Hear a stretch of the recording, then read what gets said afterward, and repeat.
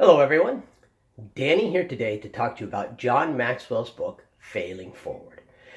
I am a big John Maxwell fan. I have the majority of his books I have either in written or in audio format. There are some things John Maxwell does that I really like. I like the way he presents his faith. John Maxwell is a retired pastor, and his faith is such a part of his life that everything he does holds an element of his faith. But he never presents it in a guilty, you need to believe what I believe, you need to follow what I believe, or you're a bad person kind of way. Never judgmental, never preachy. It's just a part of who he is, and it comes through in his writing. And I like the way he does that. If everyone in the world presented their faith and what they believe in the way that John does, I believe the world would be a much better, a lot more love in the world. I'll put it that way. A lot more acceptance in the world. His books always have pretty much the same format. Everything is presented in a numbered fashion. In this book, you have 7 common misconceptions about failure, 5 steps to overcoming failure. There's always a number system with it, which makes it easy to follow along with what he's presenting. If you're wanting to take notes, makes it easy to take notes, makes it easy to remember later. All that being said, this is far and above my least favorite of all of John Maxwell's books. I would go so far as to say that I wouldn't even recommend this John Maxwell book. The biggest reason for that is the examples that John Maxwell gives. The premise of the book is that the single largest factor that separates successful people from unsuccessful people, winners from losers, is how you handle failure. So the book addresses your perceptions of failure. The book addresses how to change your perceptions towards failure, how to overcome failure, and how to handle failure. It's not the only book written on failure. There are multiple books written on failure.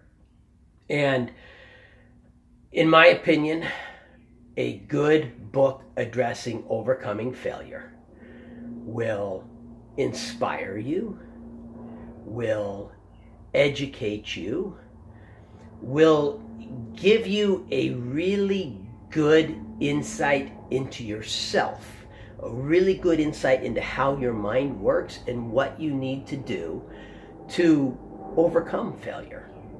And I don't believe this book does that. It educates you, yes. It's got all the same good information in it.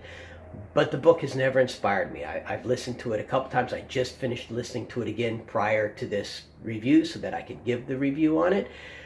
I've never ever felt like the book inspired me in the slightest. At times the book gets hard to follow and hard to listen to. And it's not the narrator. Narrator does a good job. I'm perfectly happy with the narrator. For me, it's the examples that he gives.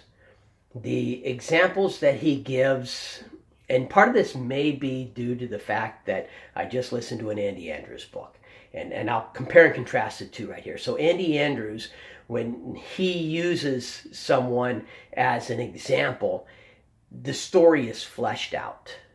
You get drawn in. You feel like you get to know the person. In contrast, with this book with John Maxwell, you get bullet points from that person's life. And so you feel like you're getting a history lesson with just bullet points. It's not fleshed out. You don't get drawn in.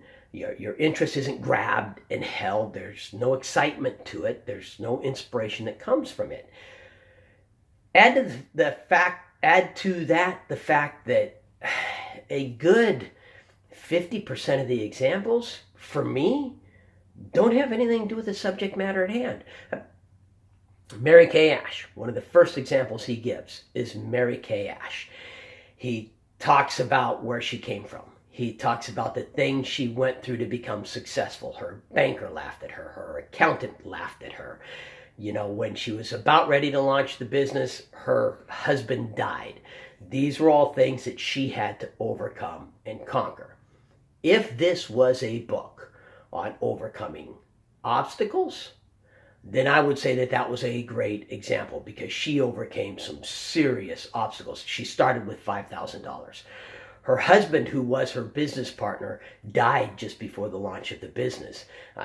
It's huge where she came from. She is definitely a woman who overcame huge obstacles.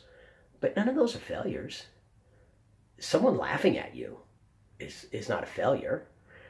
Your husband dying, your spouse dying is not a failure. How is that a failure? How is that overcoming failure? And there are lots of other examples like that in the book, where it's a person overcoming great obstacles, but none of those obstacles are failure. There are other examples like Rudy, where someone is overcoming failure. To overcome failure, the person has to actually fail time and time and time again. And I have no doubt that Mary Kay Ash, to get to where she is, overcame a lot of failure. I have no doubt of that whatsoever. But none of the examples given are examples of her failing and then having to move forward past the failure. Like I said, this is, if you're wanting help overcoming failure, then pick a different book. If you're just a John Maxwell fan and you want to John, feel free to listen to the book. Maybe you'll disagree with me.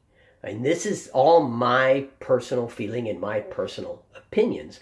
And I have no doubt whatsoever that there are people out there who will disagree with me. It happens sometimes. I mean, it's amazing to me. How can you disagree with me? As I tell my kids, I may not always be right, but I'm never wrong. Come on, people. So anyhow, in fact, if you listen to it, and if you do disagree with me, let me know. If you listen to it and you agree with me, let me know. Whatever comments, whatever feedback you have.